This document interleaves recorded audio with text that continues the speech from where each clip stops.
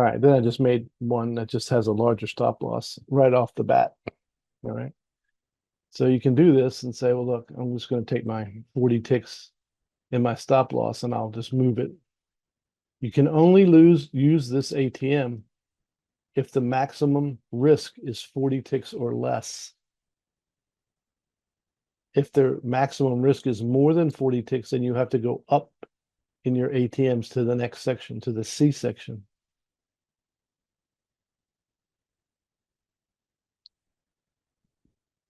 B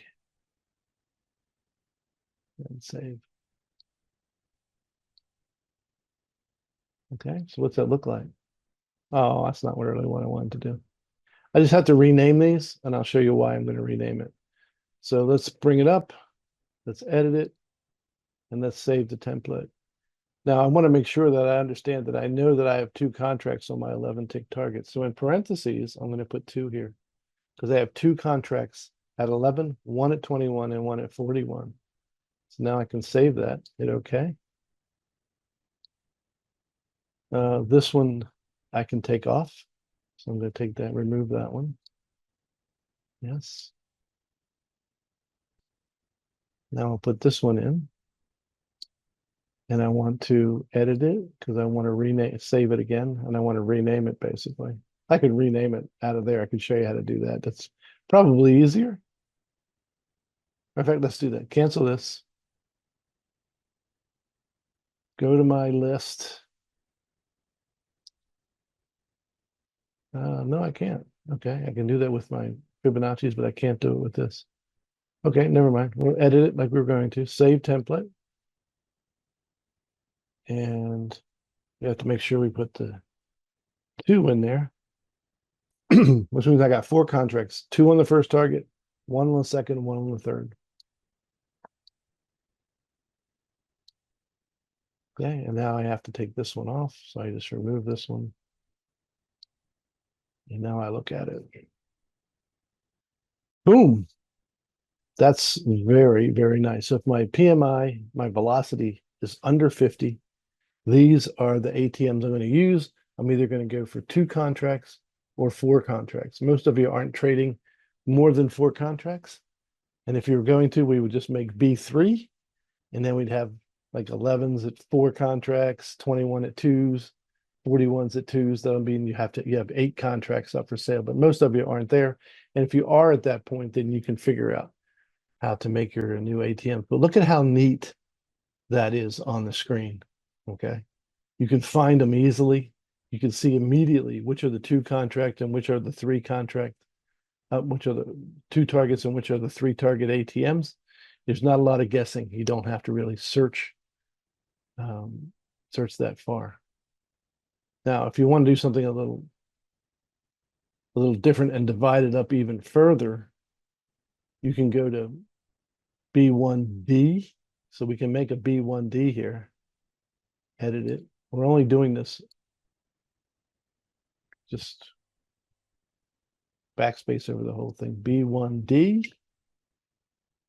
and just make it, that'll separate your 2 target ATMs from your 3 target ATMs, and you hit OK.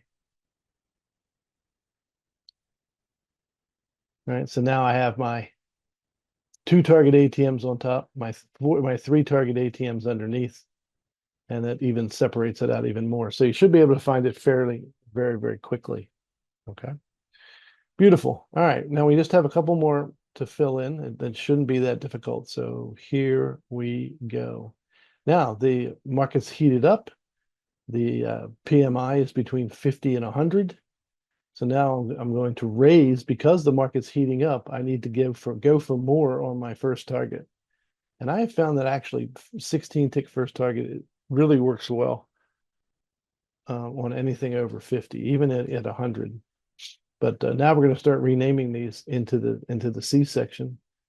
We'll start with this because it's our 2 contract ATM. We're going to edit it. Now we're going to go for a 16 tick first target. We're going to go for, no.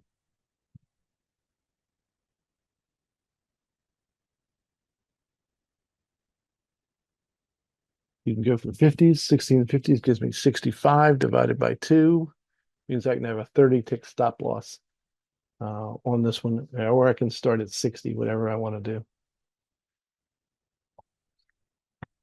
Let's see what this looks like. What do I got?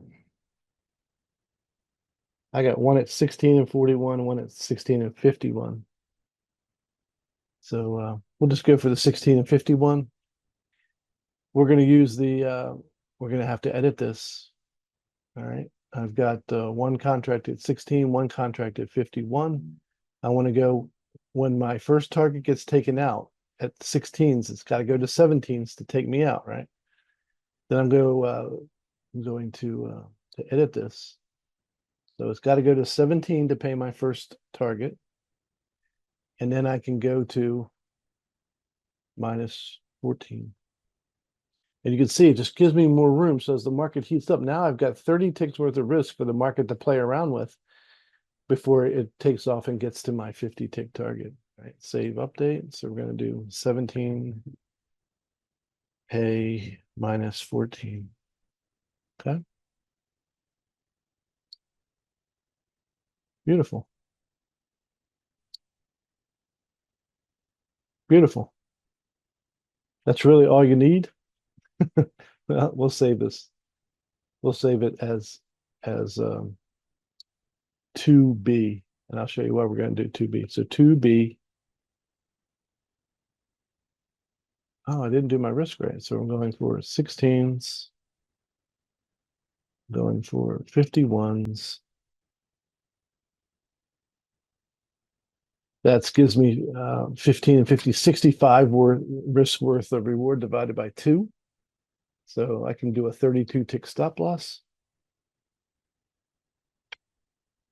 And I can de-risk that one quickly. 32 tick stop.